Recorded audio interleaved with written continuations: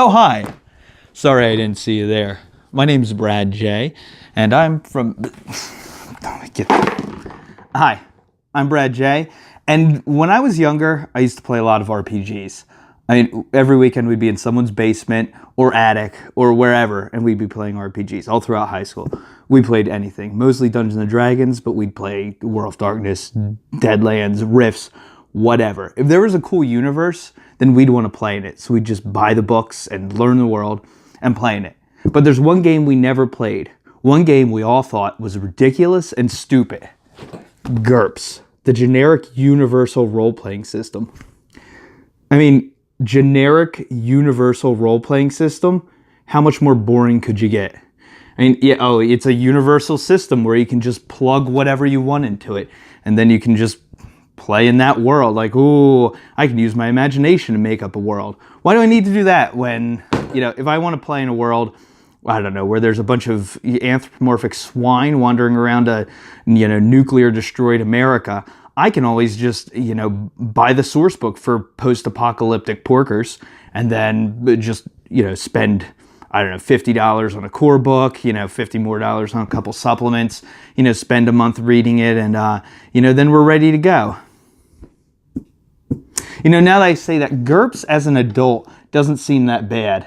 The good thing about GURPS is that you can just kind of plug whatever idea you want into it. And really, as an adult who doesn't have a lot of time to read source books, GURPS is a lot more appealing to me as an adult. But you may be asking, what about if I just run a fantasy game? Wouldn't I just run a game in D&D? I mean, there's a million worlds in D&D. Why wouldn't I want to play D&D? D&D's the gold standard, right? Well, I mean, it is, but it isn't. Sometimes you have your own fantasy world that you want to run. Or maybe you've never done role-playing at all, and buying $150 of core books for D&D is a little daunting. That's where Dungeon Fantasy comes in, which is a new box set in the GURPS world, or GURPS line, I should say, from Steve Jackson Games. In Dungeon Fantasy, it sets up so that you have everything you need to start a new fantasy-based GURPS campaign. It is generic, of course, but sometimes that's better. It's a good place to get started at. And we're going to be taking a quick look at this box today, this Dungeon Fantasy role-playing game box. So come on over and let's... Okay, welcome back. Here we go. We have the Dungeon Fantasy box. As you can see, it's in a pretty big, thick box. Shows everything that's in the box on the back, which is always nice. It's annoying when a board game or something that comes in a box doesn't show anything. Let's open it up. Take a look. So, inside here, we've got a bunch of softback books. The first of which is the Exploits book. This really has all the rules you need to play GURPS. If you haven't played an RPG before, this can be pretty intimidating. There's a lot of stuff in here, but honestly, like maybe the first 12 pages or so, that's the base rules. That's really all you need to start going and start playing with this. The rest of the stuff is, it's combat maneuvers, more detailed things about the skills, so if you want to know how many dice do I roll to open a jar of pickles or something, then it's in the Exploits book. So next up, we've got the Adventurers book. This is the book that has all of the character information. So this is what all the players would use.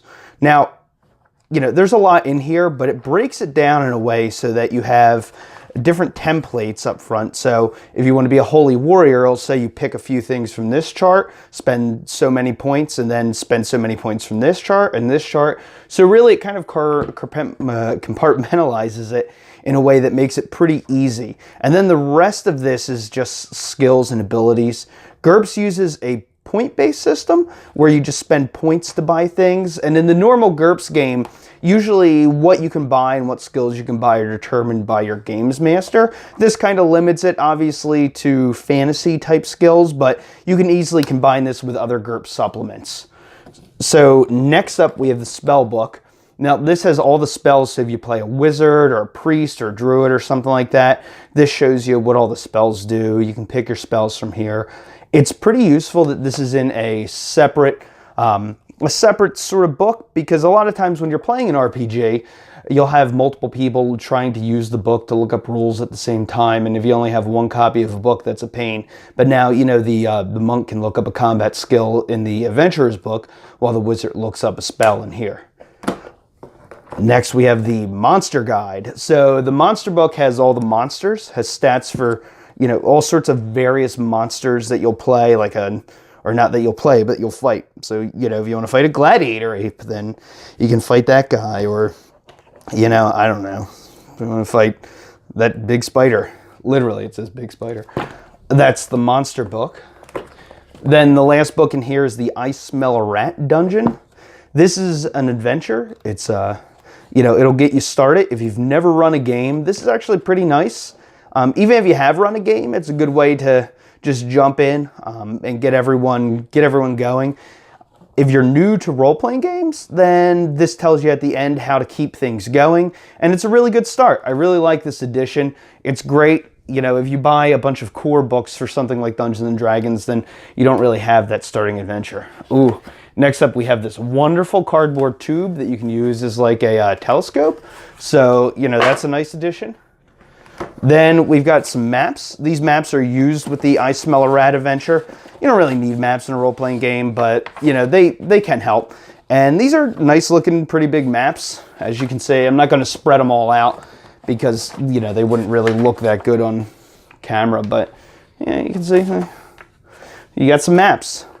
Next up, you've got plenty of punch-out monsters, which are nice, which go into little bases. I've punched out some already. Then we have the stands that the monsters go in. And let me tell you, there are a ton of monsters in here. All the monsters you need for a base game. Then we have 3 six-siders, which, honestly, really could do with a few more six-siders. This is a game that runs off six-siders, so everyone's going to need some six-siders. I understand that the price point's low, but there's a glaring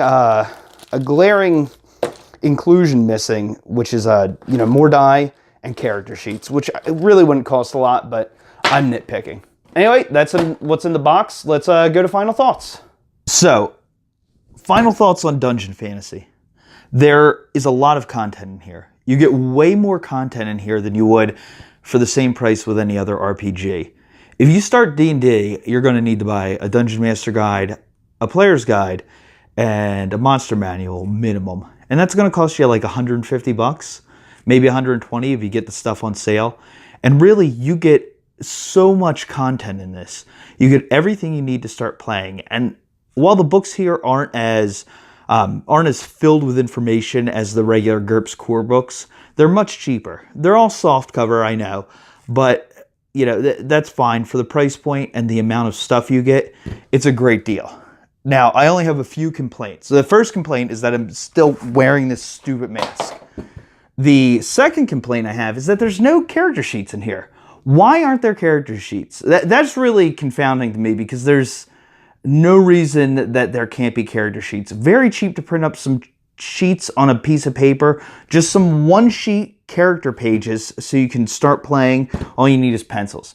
I mean, there's character sheets in the back of the book as you saw, but you got to print them out, or, well, I guess you would have to copy them and then print them out, or you could probably download them from the website, but still, it would just be way easier if you just included 4 in there, low cost. I know I'm nitpicking, but, it is something to consider. Also, 3 dice, really? 3 dice? If you've ever played an RPG before, you need more than 3 dice. 3 dice isn't even enough for 1 player. You need 3, I would say minimum 6 die for 1 player. And the game only runs off D6. So it's not like you have to include a 20-sider, an 8-sider, 10-sider, 12-sider, 100-sider, 200-sider, any of that nonsense. You just need some more 6-siders. I understand the price point is low. So that is kind of a gripe, both the dice and the character sheet. But really overall, this game, I know I keep saying it, I keep hounding on it, it's great value. You get a lot of stuff.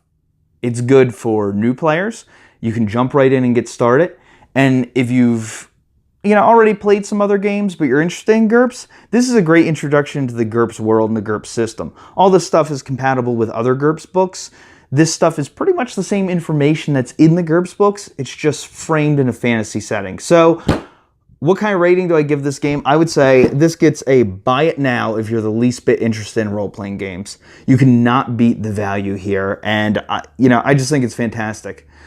As I've gotten older, I've really learned to love GURPS and realized that I was pretty stupid when I was a kid to make fun of it, because GURPS is a great system. It's my go-to system as an adult, and if you're interested in getting started, check out Dungeon Fantasy. Thanks. This is Brad J with Gaming with Swag, and yeah, see you later.